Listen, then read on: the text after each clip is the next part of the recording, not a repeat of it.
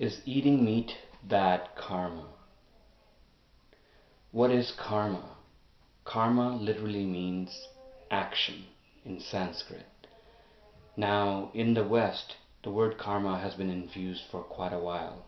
People generally know what karma is. What goes around comes around, do unto others. And, basically, karma, in a sense, gives us the understanding that for whatever action we do, there is an equal and opposite reaction. So is meat eating bad karma? Some would say yes.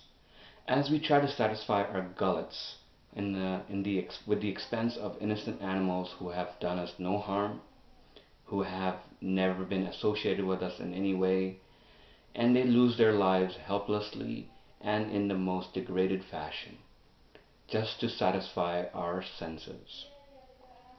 There must be karma. For treating the animals the way we do, how can there not be karma? Karma affects us in every way we can think of. Karma, or bad karma, in this case, lacks compassion. We can see how our society is by the way we interact with each other, even as human beings. So how can we negate the fact that there could be karma when everything we eat, everything we occupy, the way we behave with each other and the animals, the wars that are caused, the strife that is in society, in all nations, in the US, Canada, India, everywhere. There must be a reason for that.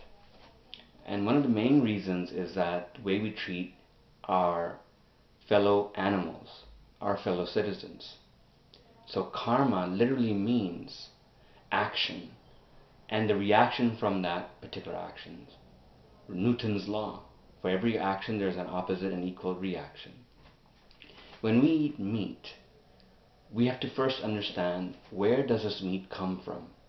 It just doesn't pop up in our plate or in some grocery store, frozen food aisle. No, there's a vast amount of effort put in these products that have been fed to you, and that affects our consciousness. When an animal is being butchered or killed, it has feelings, it has emotions, it has anxieties, it has fears, and those fears are going into that food substance that you consume. And when you consume that food substance, you develop that consciousness, and thus you are affected by that way of thinking. What you are, what you eat. Now, when we eat animals, we are not having them live out their lives the way they're meant to. We feel that we as human beings have a right to dominate and control everything we can. And that is the cause of the destruction of our society so far. There's wars, violence everywhere, upheaval. People are demonstrating their animalistic tendencies because this is their consciousness. People are unhappy. So how can you be happy if you're devouring animals? You have to understand the concept of reincarnation now. When we hurt a living being, any living being, whether human being or animal, we have to come back and repay that debt. So when we kill an animal, when we make it suffer, we, what essentially do is that we cause ourselves to create that karma, and thus we have to come back to repay that debt to that animal. So we have to work on the process of compassionism. Compassionism means to not harm any living being to the most of our extent. Yes, we may walk on ants, we may hurt, even vegetarians. People may say, well, isn't eating vegetables bad karma too? We are hurting them. But the fact that the vegetarian or the vegetables or the plants don't have a central nervous system causes them to not feel as much as pain as the animals do.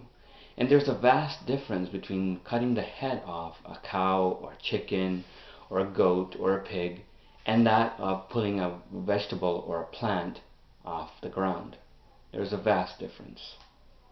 So when we create this kind of atmosphere in our society, in our consciousness, we exhibit that by how we treat each other. We should focus more on our relations with our fellow citizens. The animals are also our fellow citizens. Yes, and they have every right, as we do, to live and be peaceful and be happy. We have no right to dominate them. So yes, there is bad karma for eating meat. When we devour the flesh of the dead, first of all, we don't have any need to devour the flesh. We don't have any need to eat helpless little animals who have done us no harm. And yet we pride on ourselves on taking our dogs for a walk, having goldfish, having a cat. Why can't we eat those?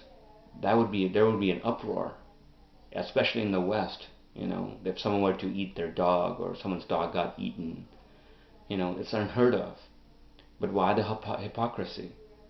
Why can we eat chickens or pigs or dogs or cows, but not dogs? Why not cats? Where are the boundaries? Who sets the lines? Man's best friend?